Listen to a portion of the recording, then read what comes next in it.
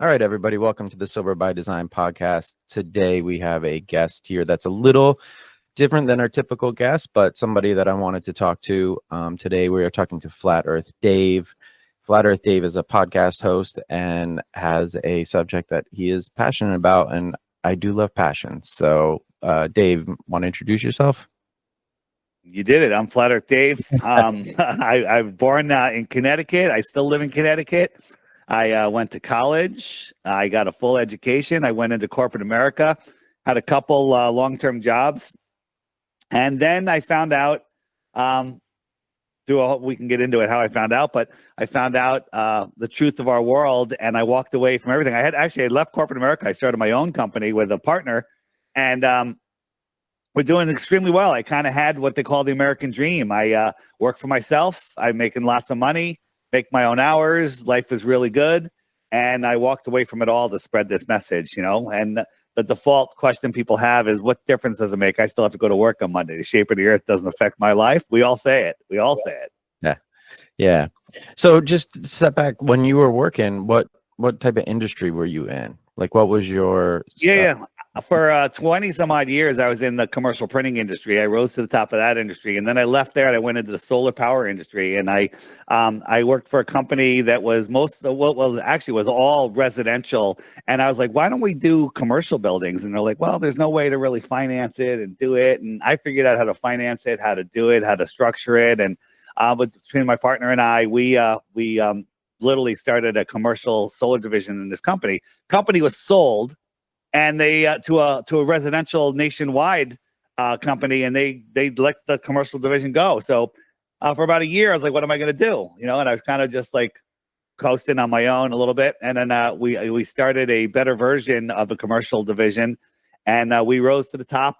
We were the number one on the East Coast. The company's still around today and doing great. But I walked away from it all because my truth journey, which is more than just flat Earth, was kind of getting in the way. And one partner couldn't care less. And the other one was like, no, it's really, he was very blue-pilled, if you will. And I decided to walk away from it all because this is the message that matters. I threw my hands up. When I first heard about Flat Earth, I refused to look. I refused. I banned people from my social media. I had a podcast called Deep Inside the Rabbit Hole. And when people suggested I look into Flat Earth, I was like, I'll look at anything, but Flat Earth is too stupid. And I banned people. I came up with the term "ban for life," and I just banned people for even suggesting that I look. But then I went to look. I had to look. I was forced to look, and I went in with a bad attitude. I went in to prove the globe and disprove flat Earth. I wasn't looking for the truth. I was just looking to prove what I already believed. Sure. And that's when I realized, holy crap, this is something else. And and then I threw my hands up like, well, what difference does it make? I still have to go to work on Monday. I don't even know what day of the week it is today, to be honest. Okay. And this is what I do now. And this message frees your mind. And we'll get into it in a little bit, or we can get into it now on how this relates to the theme of your podcast. Yeah, we'll get into that. Okay. Just stepping back though, you mentioned your truth journey. So you were working, you had this successful commercial solar company, which I know a little bit about. I'm in the design and construction industry, and a lot of my projects are going to the photovoltaic panels for energy production, and it is catching on. It's challenging, but it's catching on. So you're working there, you're doing good, everything's humming, and then you said you wanted to go on your truth journey. So what is that for you? Was that for you at that moment? So when I worked, I was working for the corporate solar power company. Every day in the lunchroom, my friend Tim and I, we would be talking about, I guess you can call it conspiracies, but we were talking about one of the big topics we were talking about was what is money and what is the Federal Reserve and what is the IRS? And every day, more and more people started hanging out in the lunchroom. There's Dave and Tim. And we literally had like a crowd of people every day around us. And we were talking about stuff, that the IRS is a private bank. And, are you aware of that? You're aware of that, right? Everybody knows that by now. I mean, I don't really dabble in that. Okay. In that world, right. But So we were getting into some things. And one day, Tim calls me up and goes, "Hey, Dave, my friend Mike, who's a comedian in New York City, the New York City Comedy Club is opening up a podcast studio, and they're open for podcasts that have an element of comedy, and I've got a great idea. And my comment was, "What's a podcast?" Right? Hmm. This was quite a while ago, and he said it's like a recorded radio show. I'm like, okay. And so him and I were the truth tellers, and then Tim tried to turn everything into a fart joke. Okay. And it was really good. We started going over all of the heavy conspiracies from, I don't want to get into that. I don't want to poison the well, but the thing that happened in New York and the marathon and all these other things. But then people started pushing flat Earth on me. And I was like, I refused to even watch a 1-minute video. It's just too stupid. I mean, I'm open-minded, but then I tried to disprove it. And that's how we all have the same story. Everyone has the same story. I'm not a flat earther. I don't believe the earth is flat. I believe the earth is a globe. Ships go over the horizon, seasons, sunsets, day and night, all of these things. But then when you're shown how much your mind has been gatekept, how you've been programmed before you can even think, you start looking at it, and anybody that has any intellectual honesty and their ego isn't so huge that they're not afraid to admit that their entire life is a lie, they get it, and everything changes. Everything changes.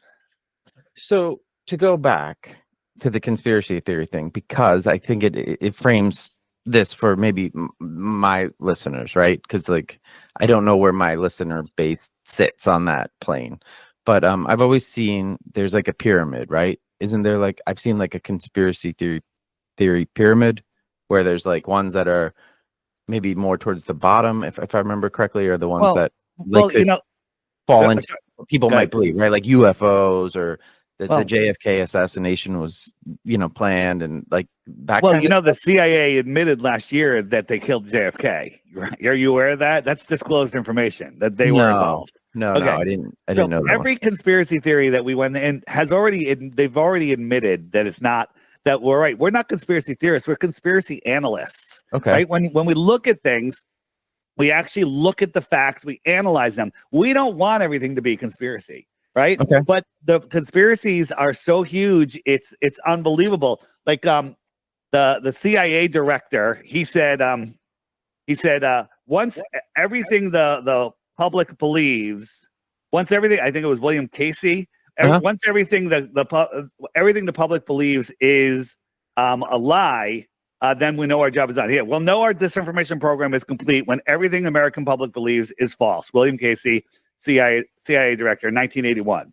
When I heard that, I'm like, everything, right? Everything. It can't be everything. And I was very resistant on that. It's amazing. Basically, if somebody took a test, 100 multiple choice questions, and they got 98 of them wrong, would you say they got everything wrong? Pretty much, right? Yeah. Okay. Yeah. So that's where the American public is.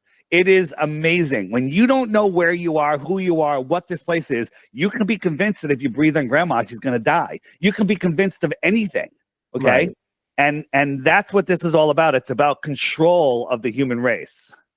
Yeah. I just found it here on my side. So it's just this chart, and I had seen it before, and it goes, there's it's an upside down pyramid for people who are listening. And on the bottom are the ones that, the conspiracy theories or, ideas, I guess, that on this chart, they claim grounded in reality. And as it goes up, the pyramid gets bigger now at the top.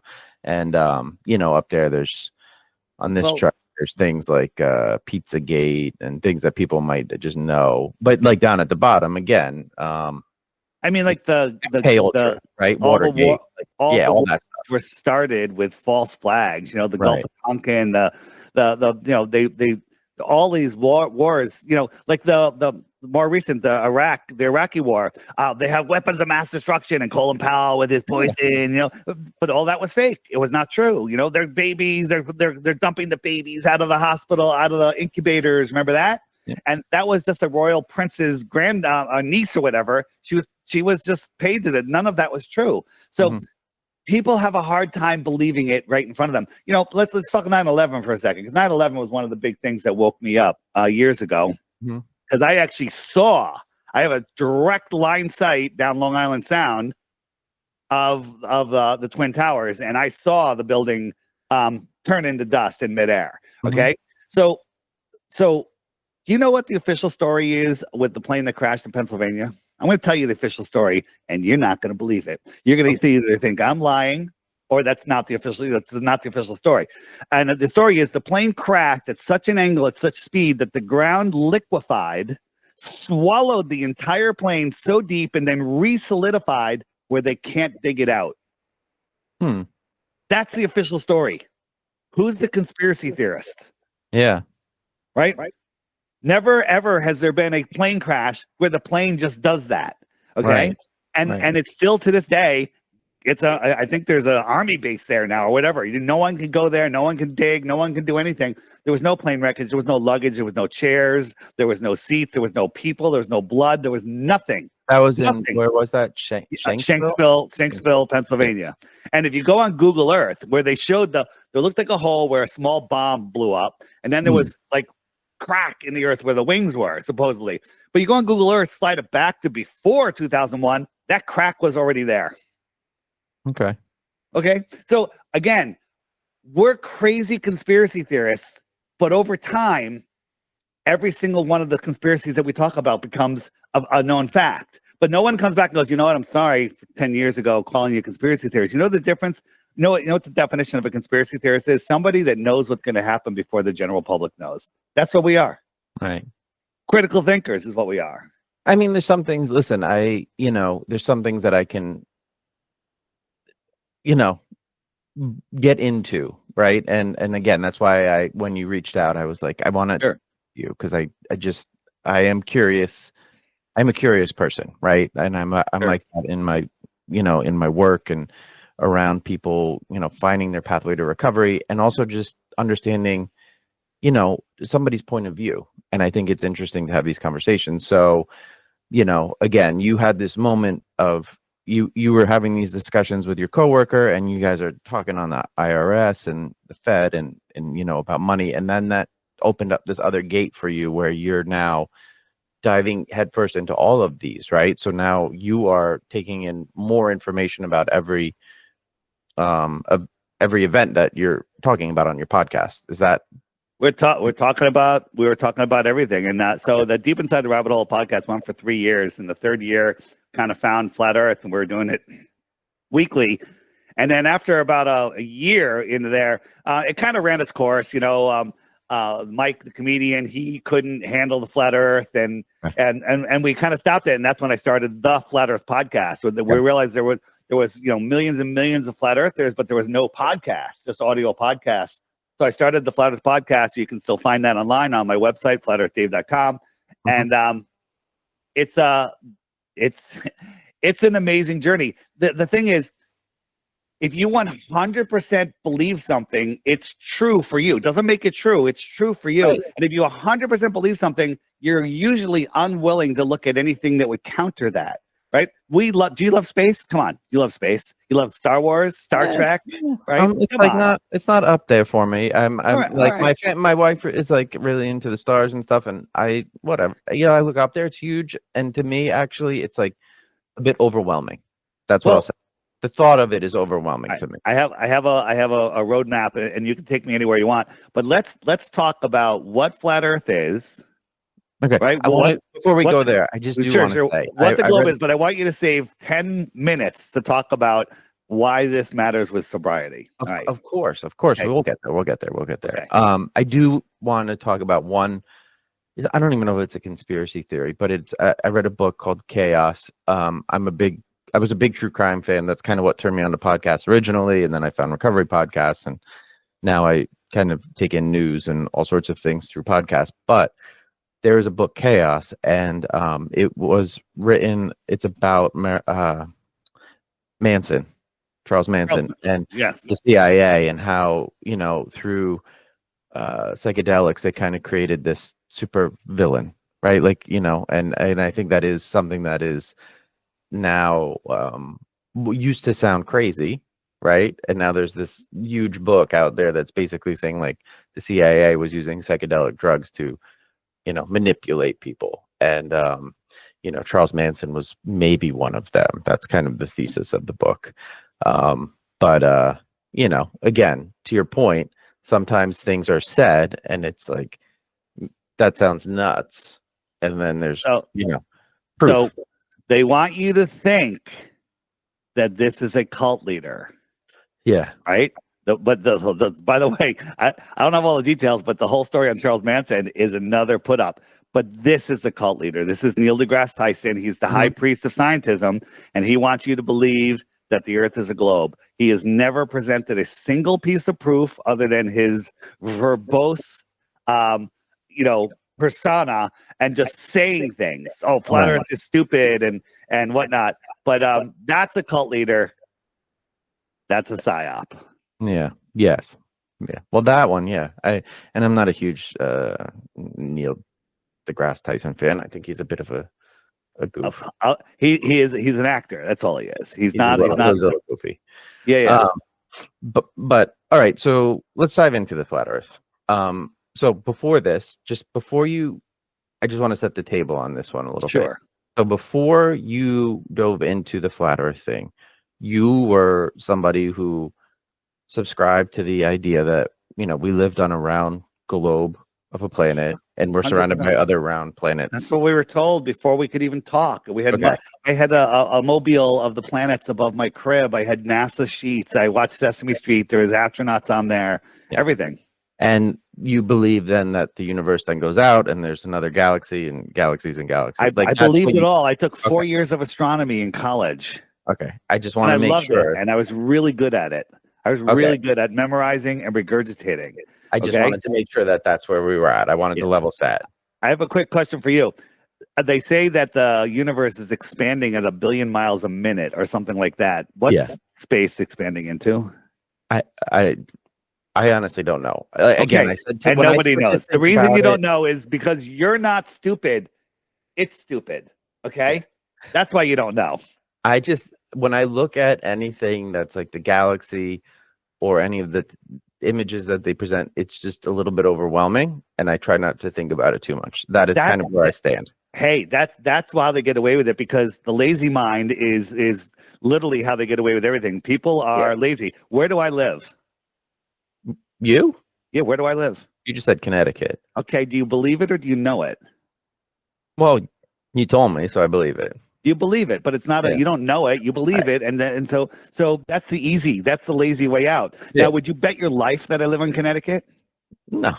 Okay, but what if someone says, "I want you to bet your life that he lives in Connecticut. I'll give you 24 hours." Are you going to do some work? Yeah, I'd probably do some work. Yeah. So, but people don't want to do the work. People don't want to do the work. And you say the stars are overwhelming. This is a star. Our consumer optics have outgrown their lies, right? If stars were the distances they tell us, zooming in with a friggin' 83 zoom camera or 125 zoom camera wouldn't do anything. It wouldn't get any bigger, but we can zoom in on stars and see stuff like this, right? You want to know what stars are? Sure. So do I. Nobody knows, okay?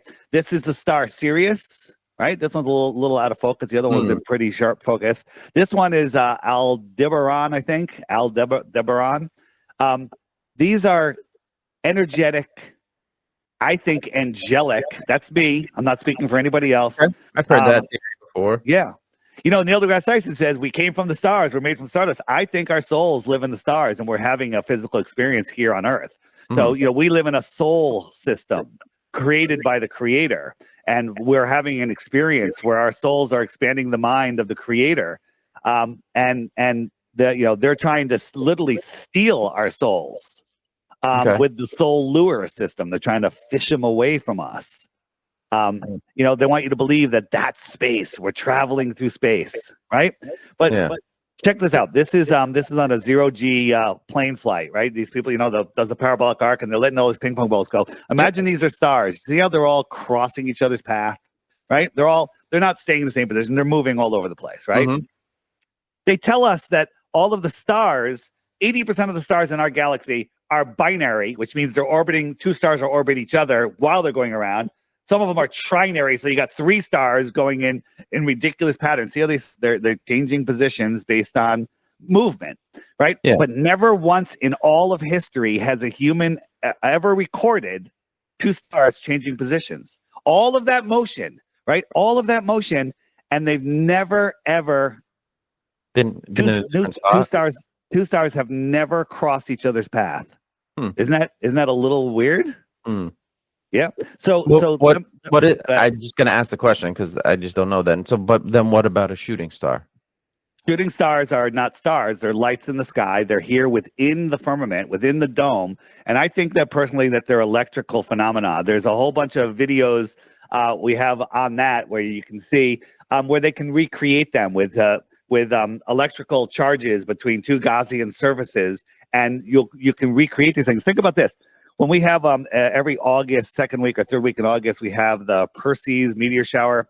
Yeah. It always shows up in the same point in the sky. It always shows up on the same day of the following year. But you have to remember that we're supposedly going through the path of where an asteroid had gone by, and we're going through that path.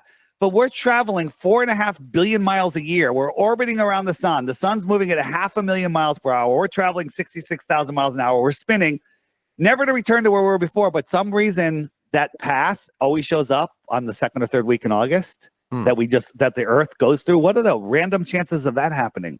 These speeds are unfathomable. Okay. So I'm going to ask you a bunch of questions, and trust me, I got them all wrong. And you can just say, I don't know. Sure. How fast is the Earth spinning? How fast is it orbiting? How fast is the sun moving? You don't have any idea. But you still believe you live on a globe. Just remember that. Okay. Yeah.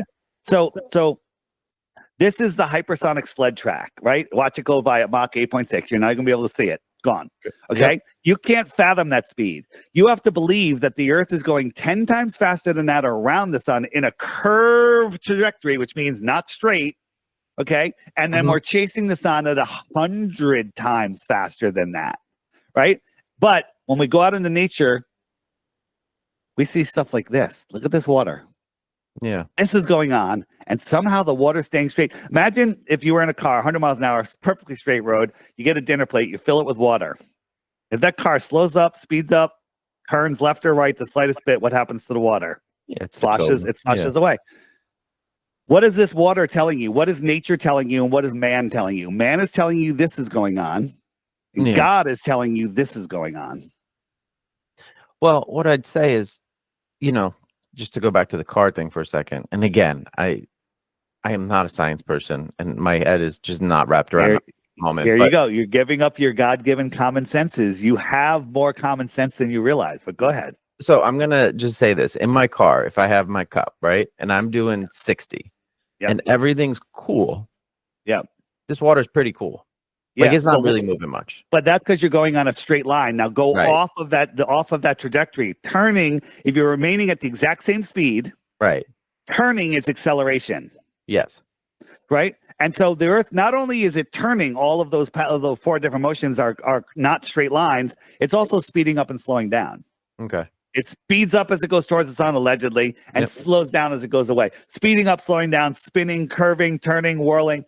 None of this works. When you actually think about it, when people say, Dave, what's your best anti-globe or flat earth proof? The answer is every single one of them, if you just stop and think about them. Every single one.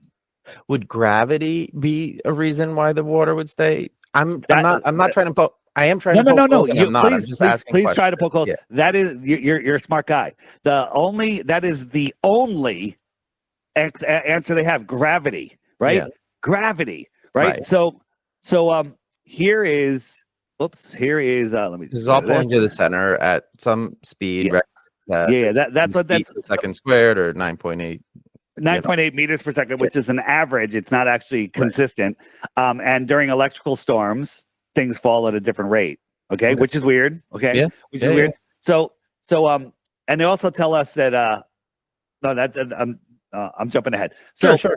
I got some leftover balloons here, helium balloons, and we got just this little button here, and we taped it to this wire. The wire goes to a Van de Graaff generator, and we're going to add a positive charge to it. Now, before I stop the video for a second, the Earth has a negative charge, and the sky has a positive charge. These aren't theories; these are measurable facts. As you go up, there's more and more positive charge. So anything that's off the ground is surrounded by a positive charge. Negative and positive attract. We learned that in school. And the ground is not moving. So when we add a positive charge to this, watch what happens. We're going to add a positive charge right now. And it goes down. Now, did we make it heavier, or did we just make it more attracted to the Earth? And when we discharge it, it goes back up. And now we can do the opposite too. If we take this tinfoil triangle, we put a negative charge into it, it goes up. We turn it off, it goes down. We turn it back on, it goes up, and it stays up. Now, are we defying gravity or are we defying electrostatics, right? Right. Let me show you one more thing. This is from MIT. It's called the silent drone. It looks like a bunch of milk crates together. It has no moving parts, and it flies just by changing its electrostatic potential, right? So electrostatics, they tell us, this is what mainstream science tells us. Electrostatics is 10 to the 36 power. That's 10 with 36 zeros stronger than gravity. Okay. Now you said you're not good at the math. I got to run through this with you. Just I want you to think about this because people don't understand large numbers. Yes. Right. So how long do you think 1 trillion seconds is? I have no idea. Like, you want to take a guess? I'll give you $100 if you guess it within a week. I don't know. It's probably like 600 years or something like that. Yeah. 31,000 years. Yes. Okay. I'm not even close. 31,000. No one's ever. Don't feel bad. No one ever gets it close. And by me giving you that little window, it throws you off even more. Okay. Kind of funny. So that's trillion. That's 12 zeros. Yeah. Right. So now if I was over there right now and I punch you in the shoulder, guy punch, right? Yep. And you're like, ouch, punch you 100 times harder and knock you to the ground. 1,000 times harder, probably break your back. Yeah. 100,000 times, 1,000,000 times harder, I'd send you through the floor, right? A billion times harder, you'd probably explode. 1 trillion times harder, it might blow up the whole town. Who the hell knows? Yeah. Right? That's 12 zeros. We got to get to 36. Each time we add more zeros, we add times 1,000. Okay. 10 to the 36 power stronger than gravity. What does that tell you about gravity? Gravity is nothing. Okay? Because the electrostatic force is weak. Just like they say gravity is weak. Buoyancy and density sort everything else out. This ball goes down when I drop it because it's more dense than the air around it. But there's an electrostatic flow from the sky to the ground, measurable, that sets the downward direction. That's it. And then buoyancy and density sort everything else out. Okay. So that's the gravity. That's what gravity is. And it's we can manipulate it. I just showed you we made things go up, we made things go down, and so we have a variable, independent variable, dependent variable. It's the scientific method. Where's the scientific method when it comes to testing gravity? No one's ever tested it. There's no test that is legitimate where mass attracts math.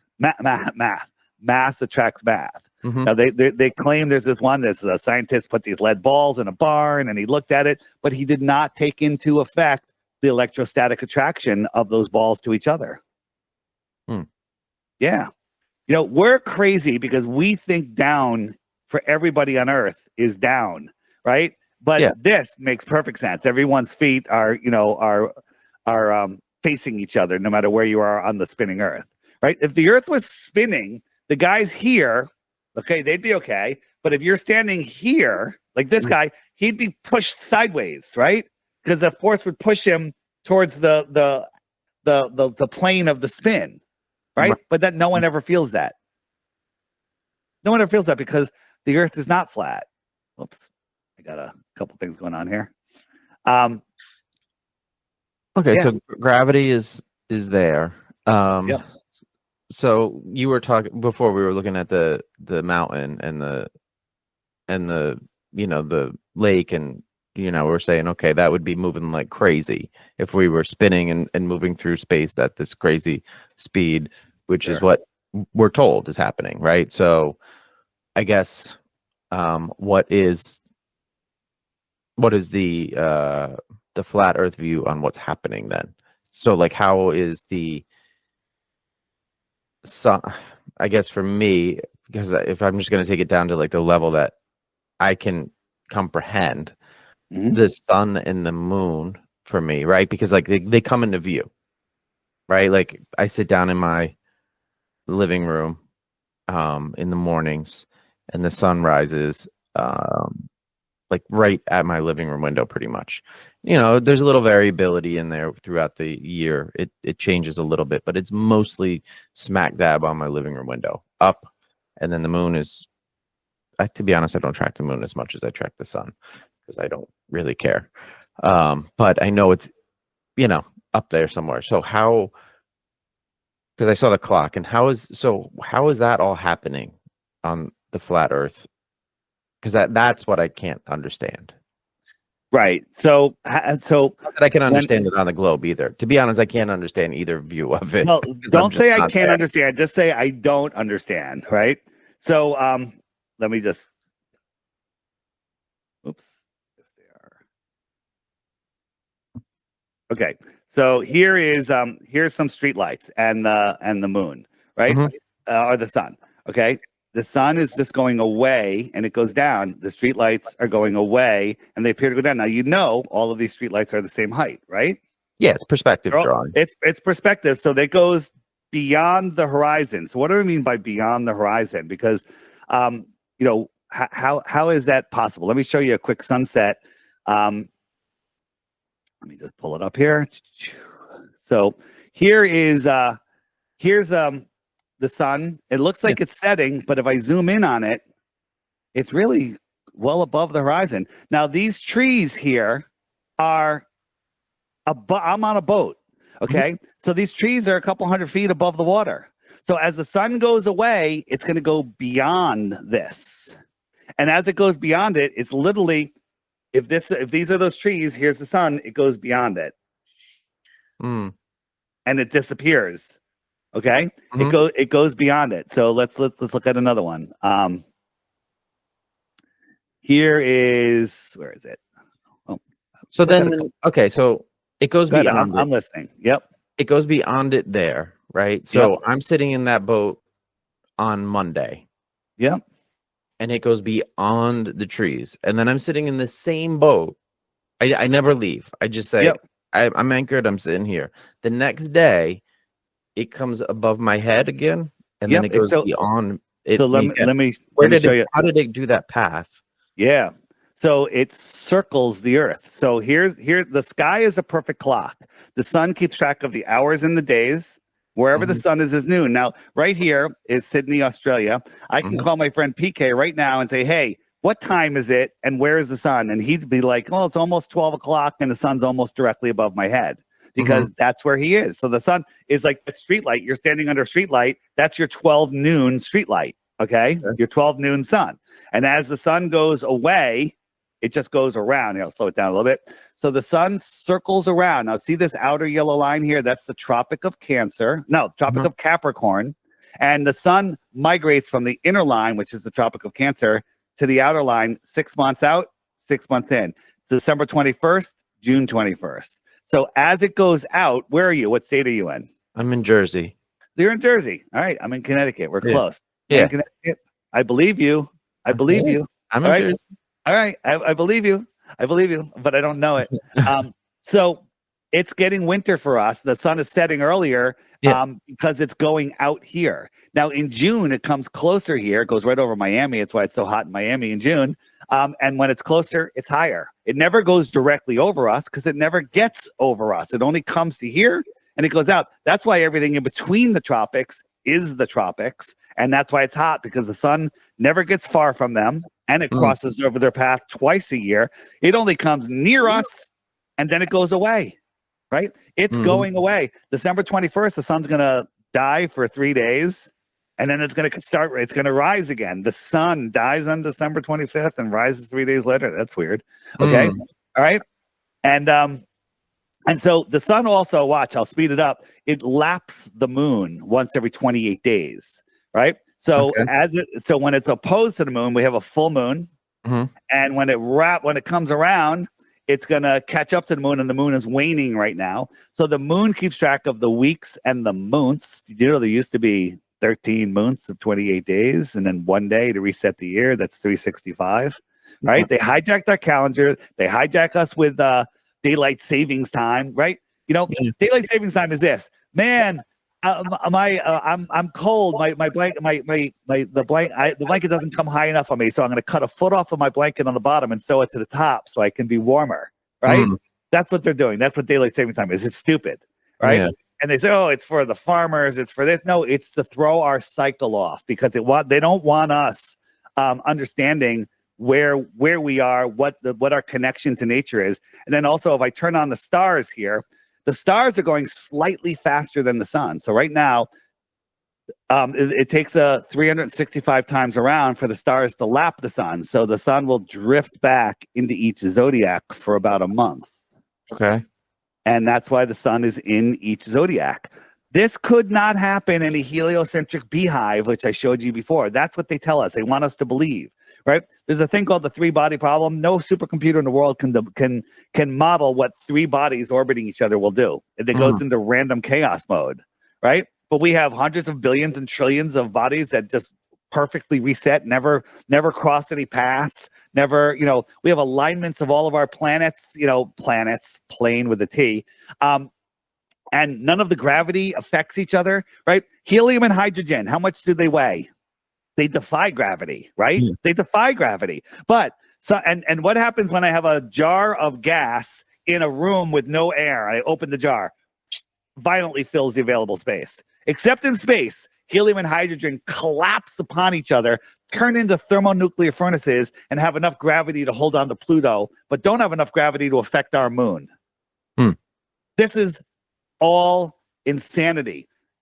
We go back to some proofs, but I want to go into why this affects sobriety. Okay. Yeah, we will get there. We'll get there. All right. You want to keep going? All right. Yeah, go on. Whatever you want. Things. Well, I got two things because like I said, I kind of looked a little bit before we started talking about your social. Go for it. And so I see the map there on the Earth, and I believe the idea around Antarctica is the edge. Is that what I'm to understand through So if you wanted to take a bath and the side of the bathtub was missing, could you do it? No. You have a pond or a lake near you? Yeah. If one of the sides of the lake was lower than the surface of the water, would the lake exist? No. Water needs containment. Right. Gas needs containment. Right. We live on a watery ball with gas adjacent to a vacuum. And I want to say that gravity can hold the air down, but I can, with the small low pressure system of my mouth and lungs, I could, with using a straw, can suck air and water up and away from gravity. But the Core 17 vacuum of space, which we can't even recreate here on Earth because it's so strong, can't pull that air off. Isn't there some, like, isn't that the whole atmospheres and that I'm speaking out of my ass because I don't know anything. That's what you have to do. You have to defend but that is what it is, right? Atmosphere is holding it all in. To defend heliocentrism, you need to speak out of your ass. So you have to continue because it's so stupid. And once you break the programming, once you're like, okay, this is crazy. You're drinking out of your Yeti mug. I'm drinking out of my Yeti mug. We're both having tea. There's a 1/4 inch of a vacuum in between here, and our tea will stay hot for 24 hours. Yep. But the sun, a helium and hydrogen ball that has enough gravity to hold on to Pluto, ignore our moon, is heating the Earth through a 93 million mile vacuum, a void. Somehow that heat is transferring to the Earth and heating us. And check this out. There's a thing called thermal conduction. If you have a heat source and the vacuum, it won't go through the vacuum. But if we filled the wall of the Yeti cup with a solid, put dirt in there or something, the heat would transfer right through. Yeah. Well, they tell us that the core of the Earth is hotter than the sun. Yeah. How come that thermal heat doesn't come all the way up to the surface? But the heat through the vacuum of space, it can come all the way here, right? You got to do some serious ass talking to come up with an excuse for that one, right? Yeah. It's amazing.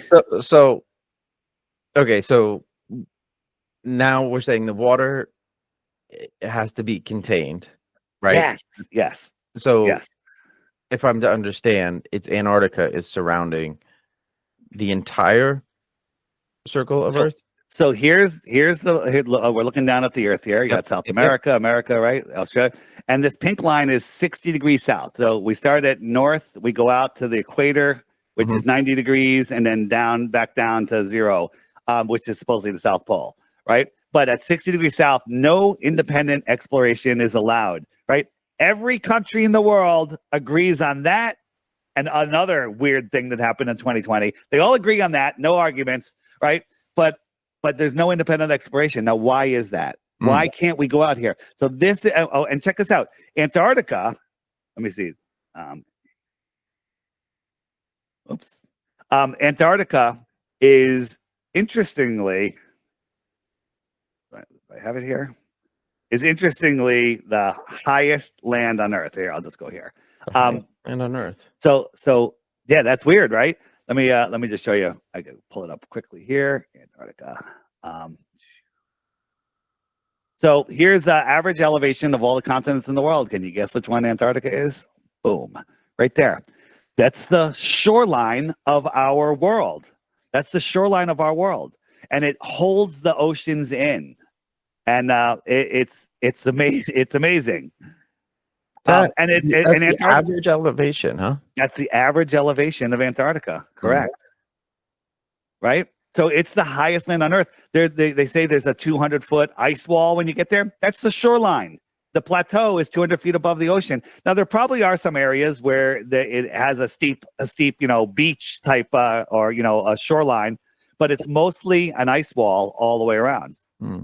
So now actually, I'm going to retract that statement. We don't know if it goes all the way around. Yeah, so I'm going to ask that question because So I go down there. I'm on out there. Out there, wherever. I go up, down. I go there. I go to Antarctica in a boat. Yep. I hit the wall and I make a right. A right. Make a right. I'm like, I turn the boat right and I drive down the shoreline. Yep. In my head, I'm going to come to a point where I go around it and then come back around and, let's say I drop a buoy where I started. Eventually, I'm going to come back all the way around and hit my buoy and pick it up. Has that ever happened? So has anybody gone around it and done that? So they tell us that Antarctica is the shoreline is about I'm trying to see if I have a quick image here. They tell us that Antarctica is about 10 to 13,000 miles in circumference. So anyone that's tried to circumnavigate Antarctica, including the last one was Captain Cook, it took him 3.5 years and he went over 68,000 miles. Wait a minute. If the equator is only 25,000 miles, how did he go 68,000 miles around Antarctica? Right. Unless, of course, he's going all the way around this way, right? But let me help you out with the circumnavigation, okay? So we have our North Pole. Pay attention here. I got a neodymium magnet here, so that's our North Pole, and so it's overpowering the magnet. I mean, this compass is pointing towards the center of the Earth here. So this is a boat, a plane, whatever you want.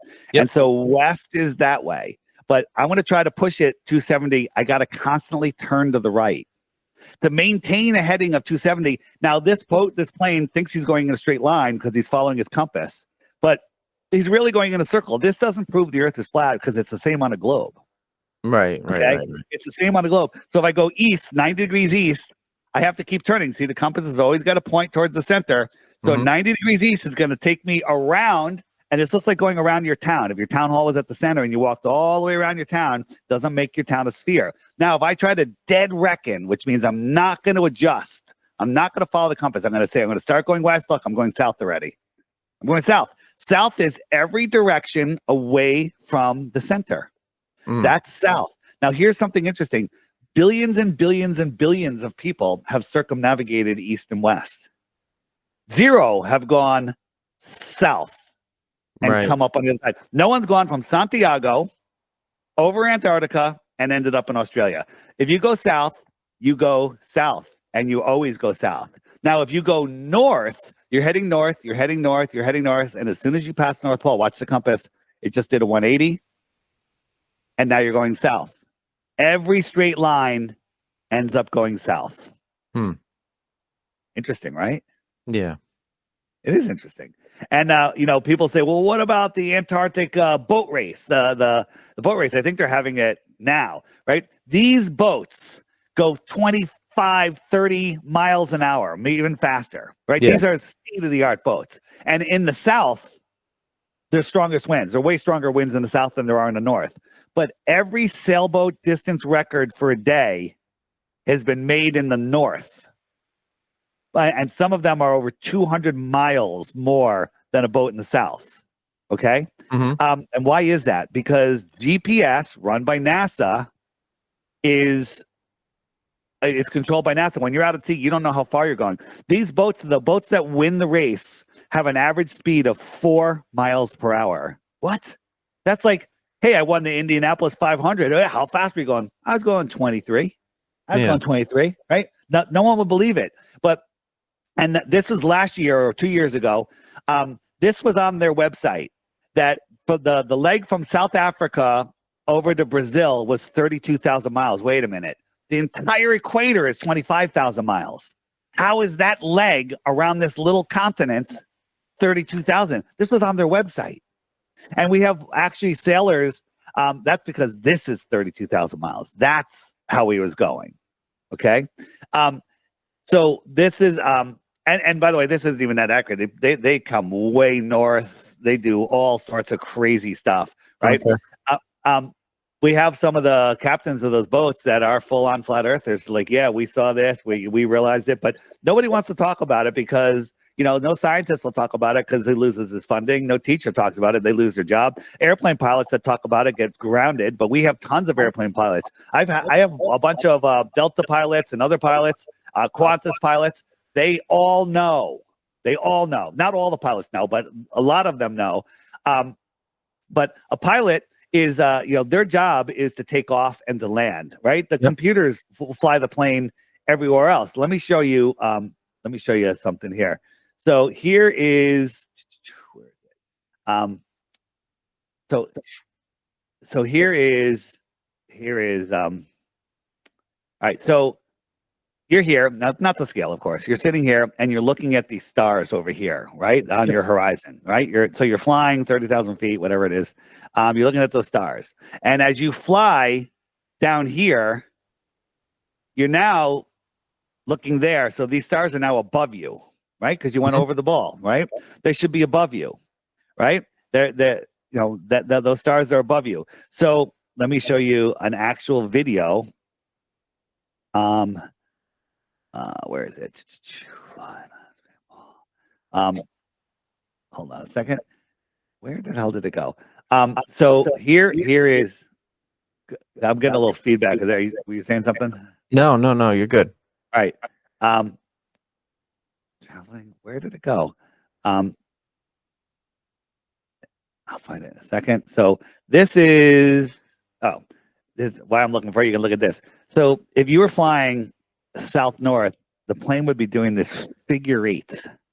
Okay, just try to let your mind wrap around that. That's what it would be required to do. Besides going upside down, it's doing a figure eight. If you look at it, it's going left, it's going right. It's all right. I found the video here. Okay, so this is a trip from where was it? It's going down to Brazil. It's from Germany. I think it was Germany to Brazil. All right.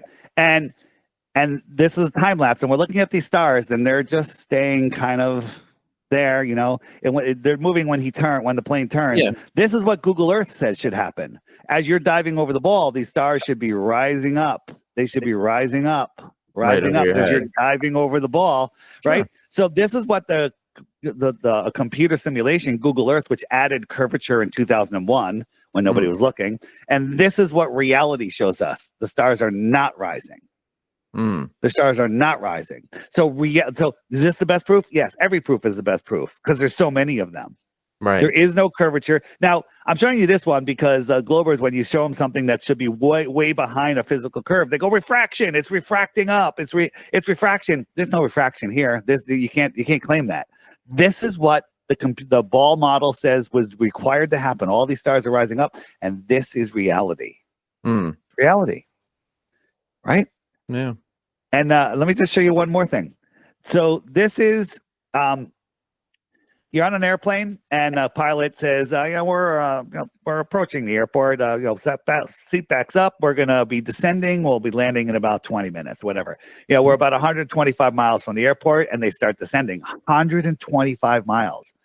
On a globe Earth, 24,901 miles around, they have to calculate, okay, we're at 30,000 feet. We got to drop X number of feet per minute to end up on the runway. Makes sense, right? Mhm. So this is a flat earth calculation that they do. The problem is at 125 miles out, he'd be 2 miles too high because there's 2 miles of curvature in 125 miles.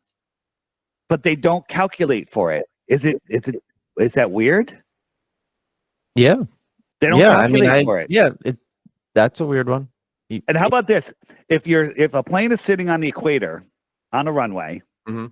it's moving 1,000 miles an hour from west to east. It's spinning with the earth to the east, right? Mhm. So you could say it has this tangential speed, when it takes off. But a plane sitting at the North Pole is just pirouetting. It's turning around once every 24 hours. So it really has no tangential, if I can say the word, speed, right? You with me? Mhm. So if a plane takes off from the North Pole, flies to Ecuador, and wants to land on a runway that's oriented north and south, how does it speed up? How does it catch up to that runway that's moving sideways at 1,000 miles an hour?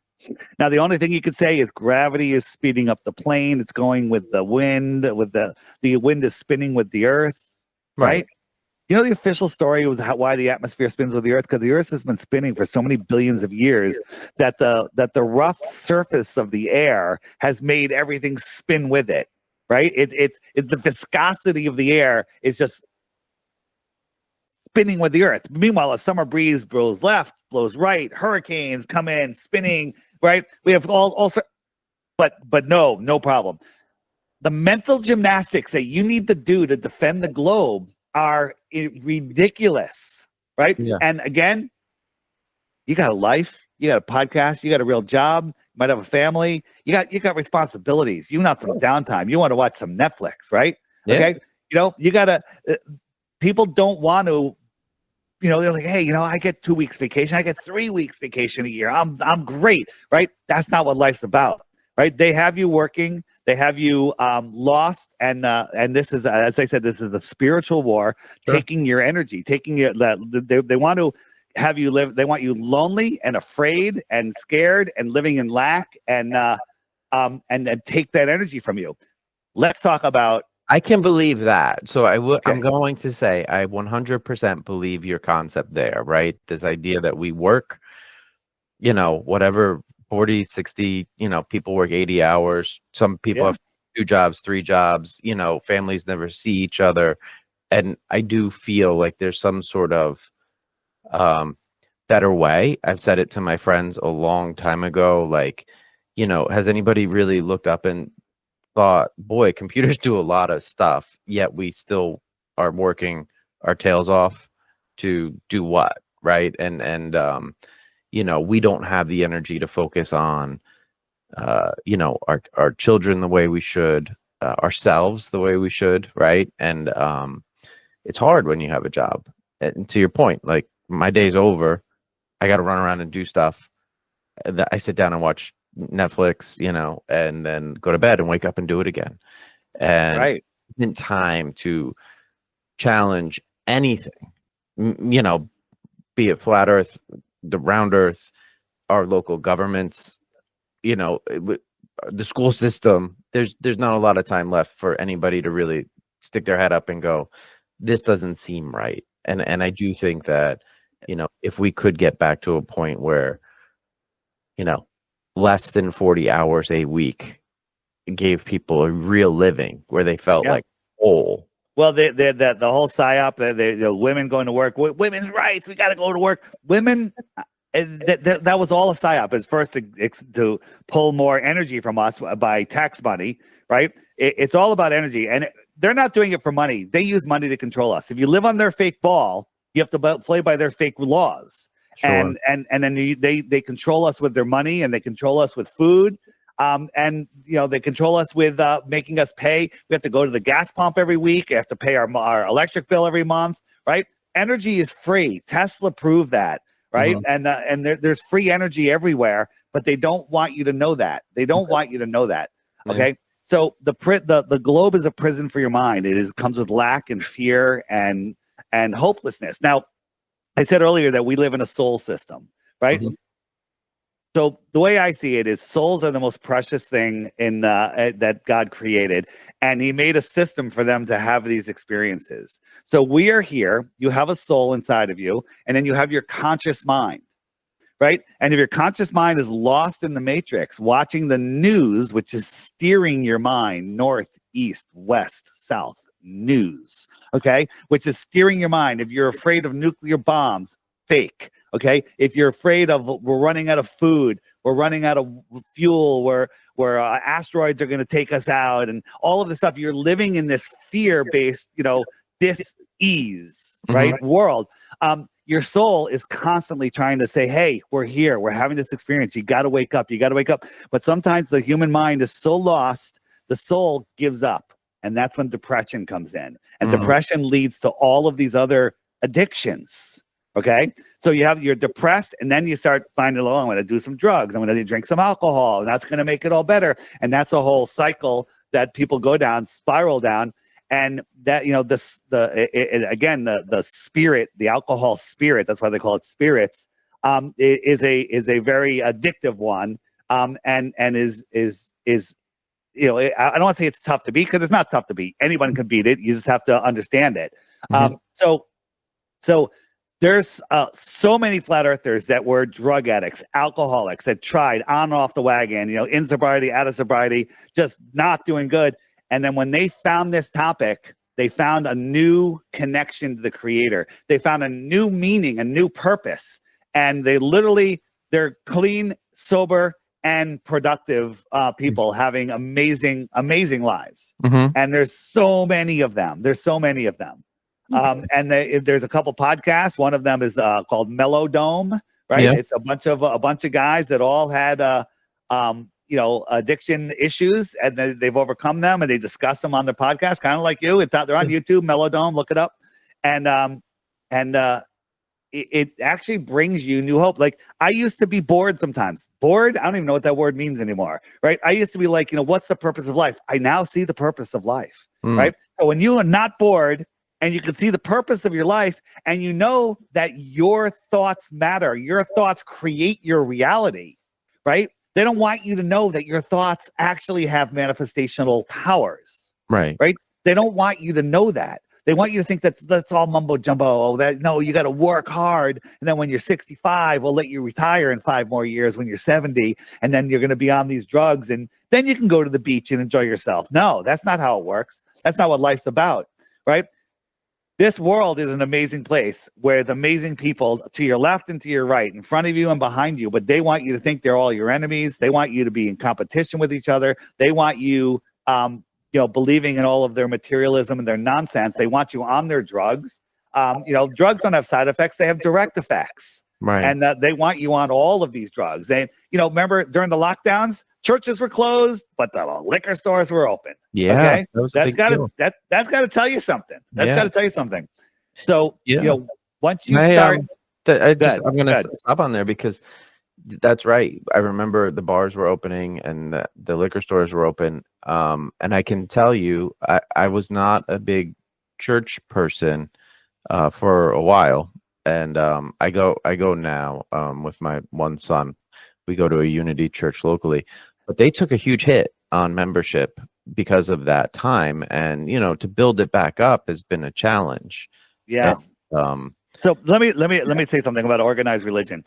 It has its purpose, okay? And some people get a lot of benefit from it. However, they become a middleman. In the 1776 Bible, there was a whole bunch of stuff that's not in the Bible anymore. And one of those things was that God is within you, right? But the church leaders all got together and goes, we got to separate this. We got to say they need us to get to God. We have to be the middleman. That way we can control people. They want you in one of the religions, one of the main religions, Buddhism, Hinduism, Christianity, whatever, or scientism, okay? Either way, you're in a religion. Science is a bigger faith. Scientism, the globe model scientism, is more of a faith-based religion than any other religion, right? There's more proof of all of these religions than there is of the globe, because there's zero proof of the globe. Zero. Right. There's just stories, right? People go, what about Eratosthenes and everything? And with his sticks and shadows, all of that is explained away. We don't have time to get into all of that. But on my app, the Flat Earth, Sun, Moon, and Zodiac Clock app, every day there's a new video. And I just say to people, take it slow. While you're having your tea in the morning or coffee, whatever, watch the daily video. Just watch one video a day. I say, watch that for 2 weeks. I offer 3 Bitcoins. That's almost 300 grand right now. Yeah. Okay. For one globe proof. But you have to watch the video every day for 2 weeks. Okay. Then you hit the question mark button. Okay. And up come the frequently asked questions. And make sure it's not here. If you ask about gravity, check out the gravity videos first. Where does the sun go? The sunset videos, right? What about the ISS? What about stars? All of the stuff is here. There's all your questions are answered. And I guarantee once you start seeing that stuff, it'll blow your mind. If you want to look into biblical flat Earth, there's tons of biblical stuff, right? Do you know about the old world? Have you looked into that? No. So I got one thing for you. I want you to turn off Netflix tonight, and I want you to watch Old World Order. Okay? You can find it on my website. There's a banner. It says Old World Order, flatearthdave.com, Old World Order. It's free, and watch it. And basically, it's gonna show you that everything you were ever taught about history is a lie. It's a complete and total lie. And then after you watch that, come back to the app, come back to the website, and find more videos. There's so many. My Lunch Break is another great channel. You can find that on YouTube. You don't even need the app for it. Okay.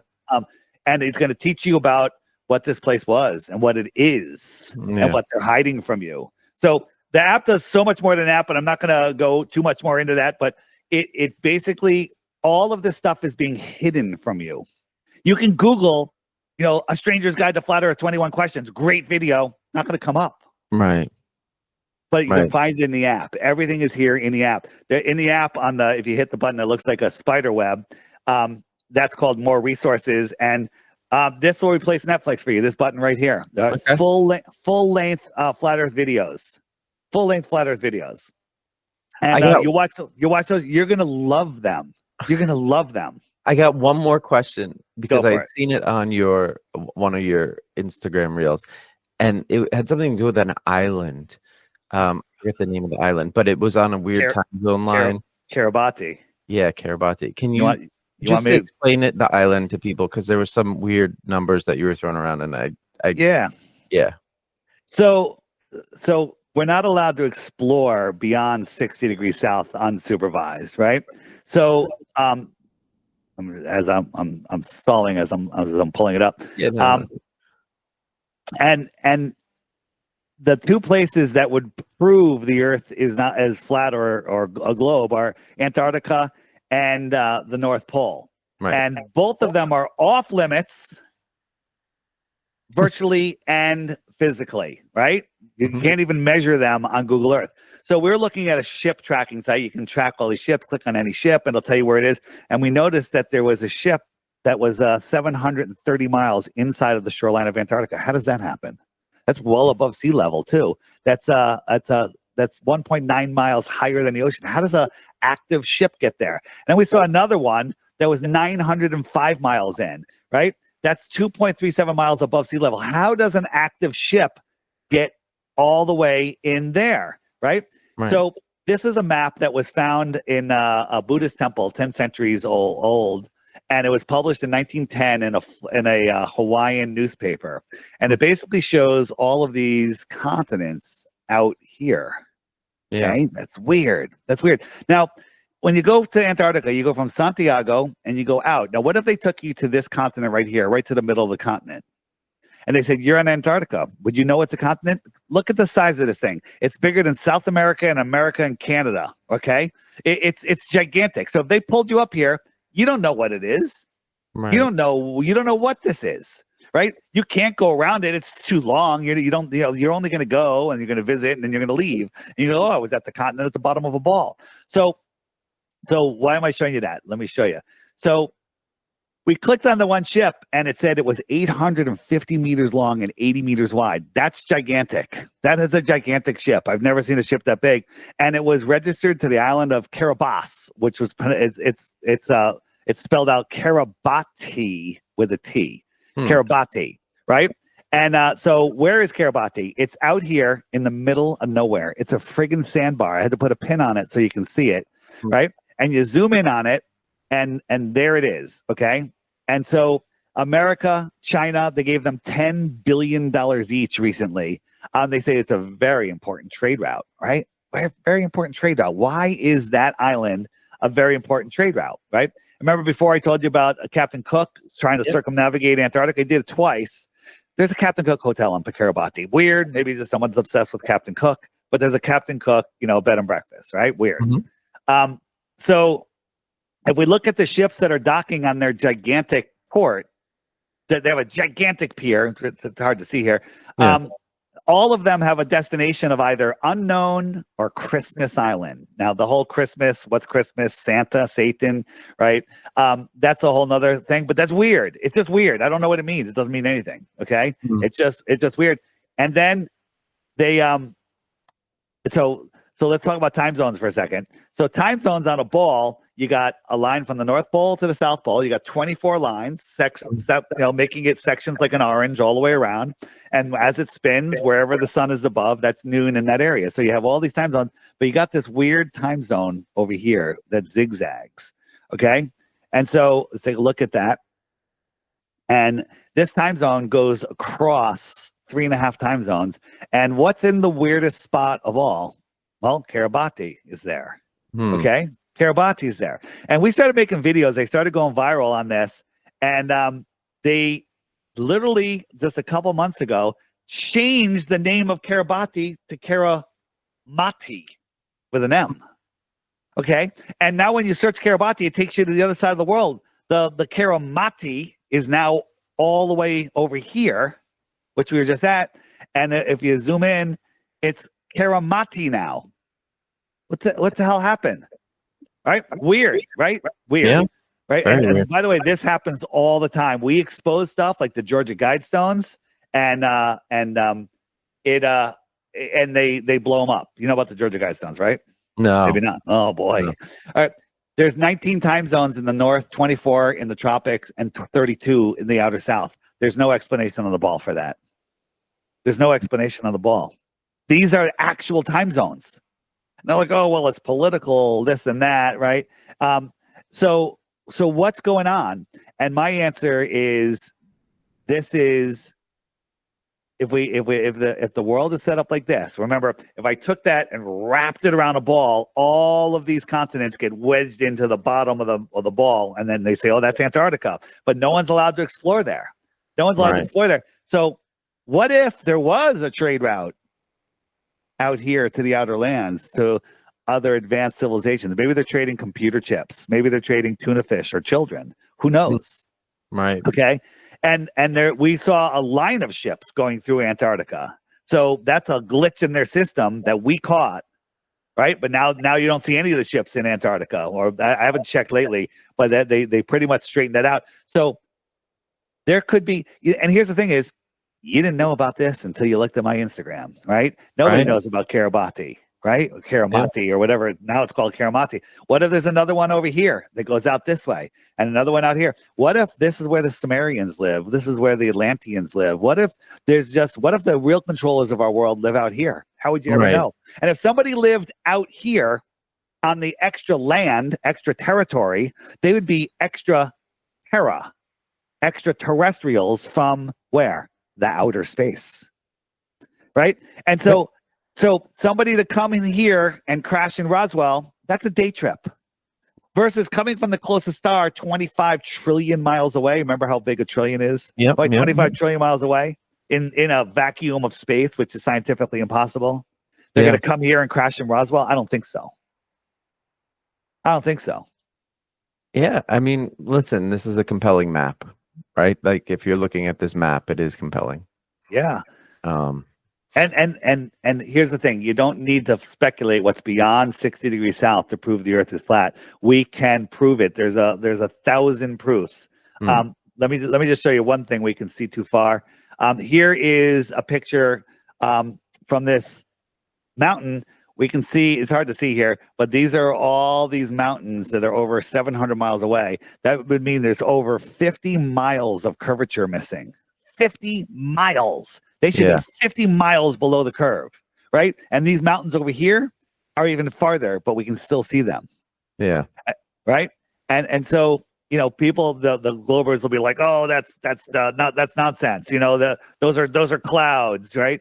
They don't like answering to things that they just can't answer, right? There's, you know, and then now that we use infrared, we can see things. Now it's hard to see, but if you go to the channel Jay Tolan Media, these are mountains, you know, 430 miles away. The curvature is ridiculous at these distances. Sure. But if you take off the infrared, you just see sky. You don't see any of this. You don't see any of it. Amazing. Well, listen, I could probably do a whole nother one of these with you. Of course you could. I appreciate you coming on tonight and giving me the basics of this, because I think there's a lot, right? So, you know, and I know that you have a lot more. And here's the thing. I can't hold your hand all the way through this. And I'm not saying it to you, I'm saying it to everybody. I've been doing this for over 10 years. I learn new stuff every day. Normally my mind is blown by 7 a.m. every day. Every day, like I'm like, whoa, I didn't realize that. So on my website, scroll down to the crash course. You'll see a big picture of me. It says crash course. Click that. There's a whole bunch of videos there. Watch those. Or get the app. If you want to have, if like, hey, I'm really interested in this, have the app. This way, whenever you got a couple minutes to spare, you can click it on, check the FAQs, check out the homeschool section, everything. There's a book section. They're amazing books, outer land books, children's books, now, you know, all sorts of stuff. It's a wealth of information. But the thing is, Google is hiding all of this information from you.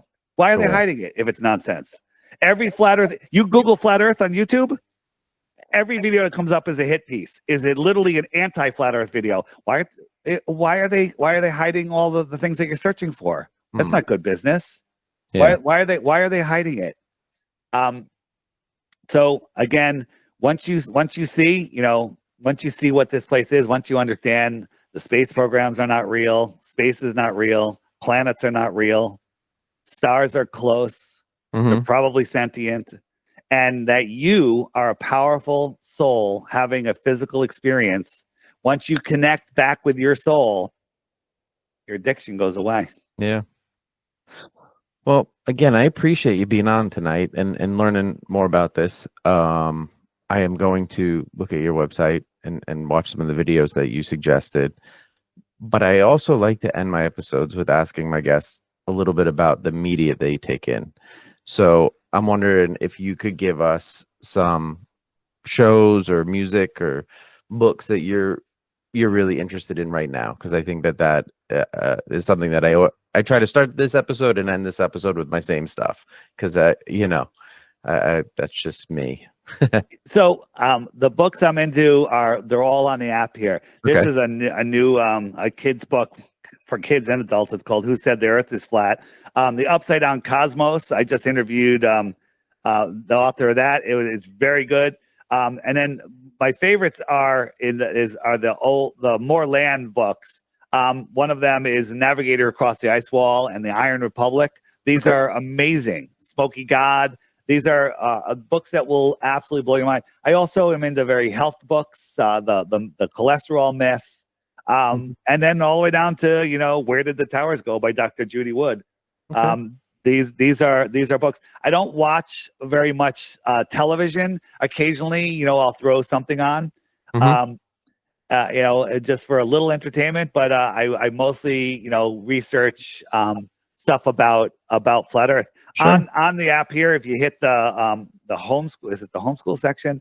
The homeschool section? No, not the homeschool section. If you hit the more resources section, there's the old world section, the lost history of flat Earth.